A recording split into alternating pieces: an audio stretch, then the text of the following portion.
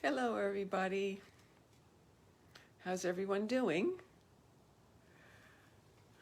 So welcome back, or if you're new, welcome to Tuesday Tips with Susie on how to manage and overcome body dysmorphia disease.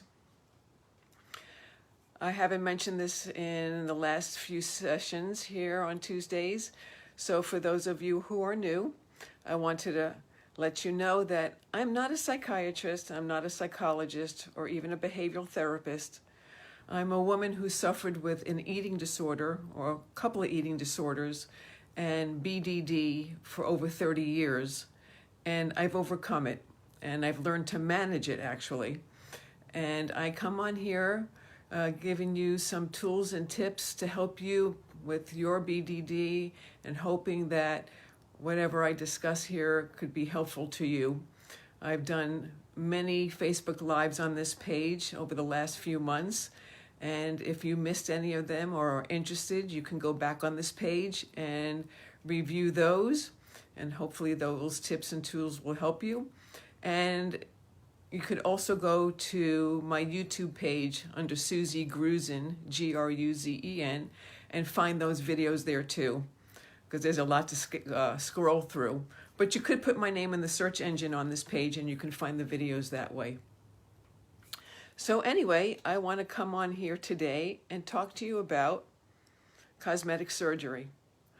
I know a lot of you have asked questions about whether you should do cosmetic surgery or not, in the hopes that fixing that body part or facial feature that you find is a flaw within you, that doing the cosmetic surgery will help you overcome the BDD because now you've corrected that flaw.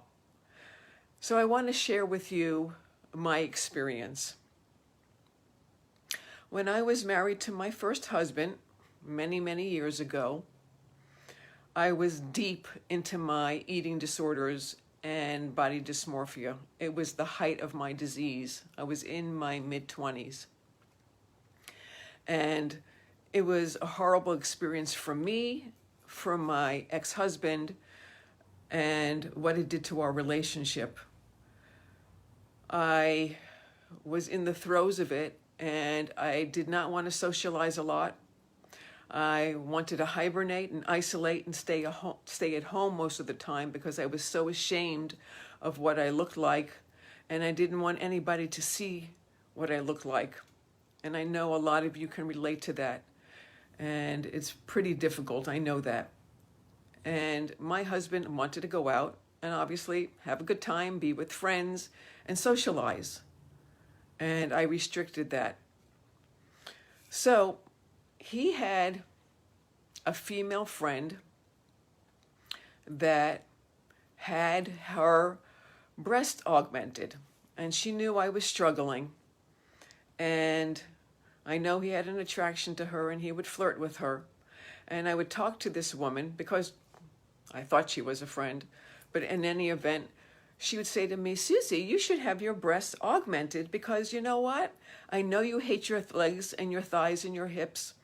And if you get your breasts augmented, then it would even out your shape. And you would be more balanced and you would be happy. You would have a hourglass figure. And I thought about it, and I talked to my husband about it, and he was all on board. And I thought, you know, if I get them done, maybe I would look better, and maybe he would stop flirting with her. So I went ahead and did the surgery. And at the beginning, I was thrilled. Oh my gosh, they looked fantastic. It did even out my figure. I did have a more hourglass figure, and I was thrilled with it. And he was happy with it, of course. Not that I ever really had a problem with my breasts, but I thought, okay, if it would straighten everything out in my body and I would look better, okay. And I was thrilled at first. And I was so anxious. I wanted to show off my new body. I went out, I started socializing, I was happier, and it was great for a while. And after a while, it started to become nothing special anymore. I was getting used to it. It was becoming part of my body, and it was nothing to focus on anymore because the newness wore off. And then again, I started focusing on my legs that I hated so much. And I became depressed again, and the cycle started again. So what did I do? I tried to figure out a way. Okay, well, I need to fix my legs now. I went to see if I can do liposuction. Well, I wasn't a good candidate for that because it wouldn't have corrected the flaws that I perceived I had. I went for body massages and scrubs and for infrared sauna treatments. And I even went so far as doing a procedure called mesotherapy. It was something similar to mesotherapy, where a solution is injected into the body part where you want to reduce that area to get rid of the fat, get rid of the lumps and the bumps that I saw that I had. And I spent thousands and thousands of dollars trying to correct my legs. And you know what happened? That mesotherapy made my legs worse. Now the flaws are even worse because it left me lumpier and bumpier with bruises, permanent bruises. So, what happens? There's no guarantee that any cosmetic surgery or procedure is going to correct that flaw because you don't know what the outcome is going to be. Now, sure, a lot of us, who want to have procedures, a lot of women or men who have procedures maybe to correct your nose, straighten out your nose, most likely that's going to take and it's going to work for you. But there's other procedures that may not. And then what happens? And even if it did work, it's only temporary because BDD is deeper. It's not just the surface. Because what happens is you get a body part fixed, and then you start to focus on some other flaw in your body, just like I did. There's no guarantee that you're going to be happy with yourself once you have that cosmetic surgery. So really what you need to do is work on the inside, your inside. What is causing you to have the BDD? What is happening that you are focusing on the outside? Is it an emotional trauma, more likely, that you've experienced in your lifetime? Is it something that somebody said to you that caused you to feel so awful about yourself? I know that happened to me growing up. Yes, a lot of you may know my story because you have listened to my story from the beginning and what has caused me to have BDD. And that's in one of my lives that I did, so you can go back and watch that if you're new here. But what happens is that we don't deal with the inside because it's too hard to deal with the emotions that have caused us to have BDD. But it's necessary. It's really important that we find out why we hate ourselves so much, because if we don't look at that, any amount of cosmetic surgery is not going to help us overcome BDD or to be able to manage it. So if you're thinking about having cosmetic surgery, I want you to understand this also. Many years ago, when I had my surgery, many, many years ago, eating disorders and BDD was not really known about. I mean, it was there, but a lot of therapists did not know how to deal with it. I had a cousin in the 1970s who had an eating disorder. Doctors didn't even know what it was or how to even handle her. What did they do? They put her in the psychiatric ward and put her in a straitjacket. She wound up committing suicide. But today, doctors are very aware of what BDD and eating disorders are. So if you're going to go for plastic surgery, cosmetic surgery, they're going to have you fill out a questionnaire. And they're going to review that questionnaire. And by the answers that you give them, they're going to determine whether you are the right candidate for surgery. If they suspect that you're dealing with BDD or an eating disorder, they are going to turn you down. And they're not going to go ahead and, well, most respectable doctors, let's say, will not have you go forward with the plastic surgery. They will suggest to you that you seek counseling to overcome your body dysmorphia. And they will suggest that you wait until you learn to manage it and then come back, and they will possibly proceed with the procedure that you want. But here's the catcher. If you work on your eating disorder or your body dysmorphia and work on the inside and the emotional trauma that you've experienced, very strongly, you may not want that procedure any longer. So my suggestion is work on becoming the best version of who you are on the inside. Work on what has caused you to have this disease. Work on your self-esteem. Work on developing your personality.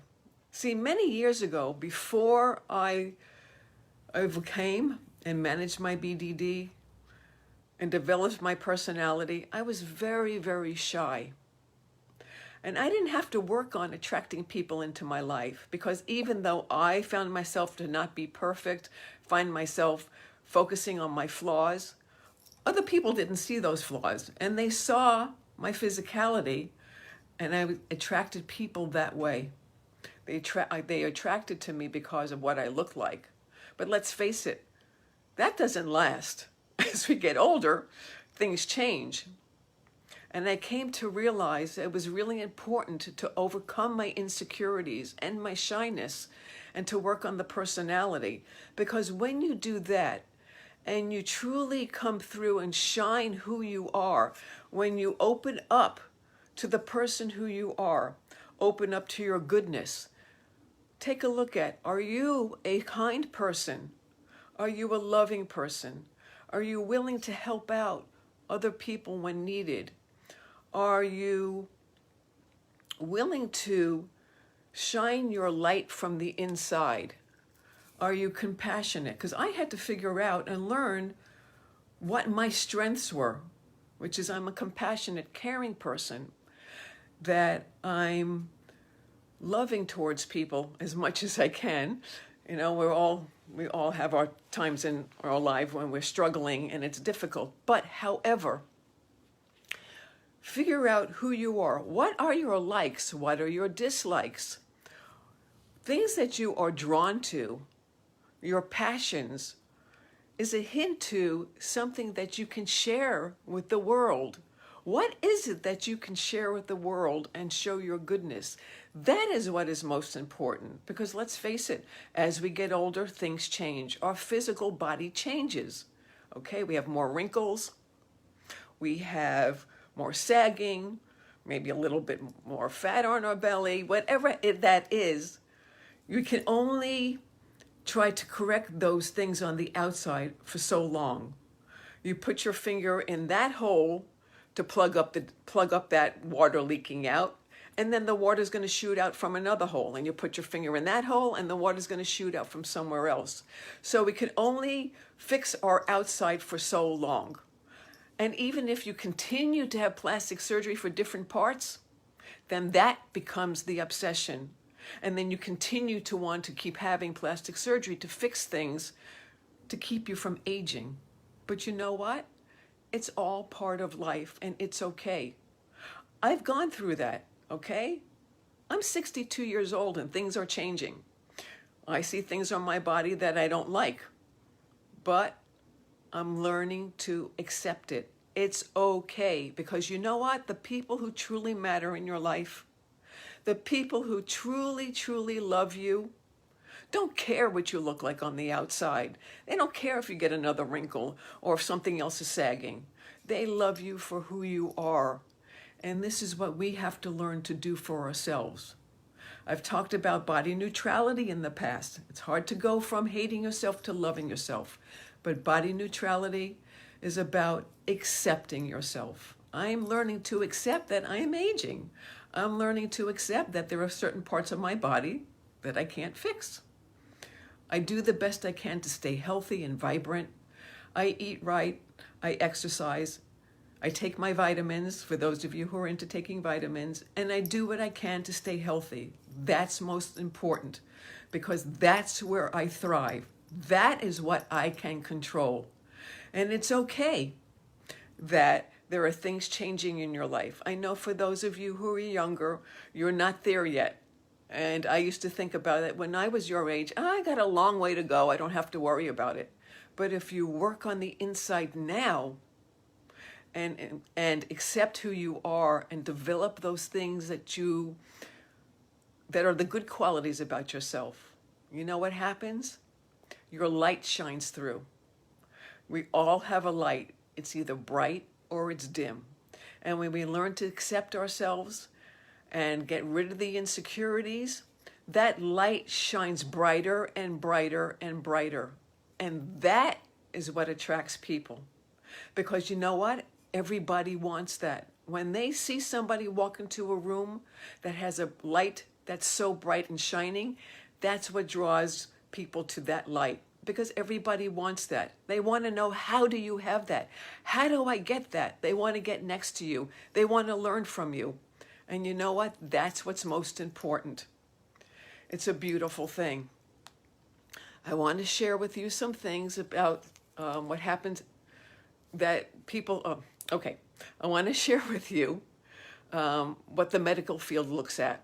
Okay, as I mentioned earlier, if you're going for plastic surgery or a cosmetic surgery, they will have you fill out a questionnaire, and they will make a decision whether you're the right candidate at that time. Okay. Also, I also want to express that most people with BDD, they continue to be dissatisfied with their appearance. As I mentioned, once one body part is fixed, then they start to focus on some other area, okay? Because it's easier to pick on our outside than to work on the inside, but so necessary. You know, research has shown that people who go for dermatological procedures are often dissatisfied and have a poor response to dermatology treatments. All right? Clinical observations indicate that appearance preoccupations may shift from one area to another area. And some patients with BDD may have even more severe symptoms after having these treatments. There's another area of concern, and that is there's a risk of suicide and violent behavior with people who seek out these type of treatments. See, the rates of suicide in individuals with BDD is quite high, including attempts of suicide and having constant ideas of having suicide. And in some cases, people with BDD can become even more depressed after the cosmetic treatment because they're upset about the lack of improvement. The procedure may not have taken the way they would hoped it had. And so there's increased risk of violent behavior, and violent behavior towards the physician who did the treatment, because they become angry with the physician because it didn't turn out the way they'd hoped. So you need to be aware of these things. I hope that's not the case. I hope that you take a look at who you are, as I talked about earlier.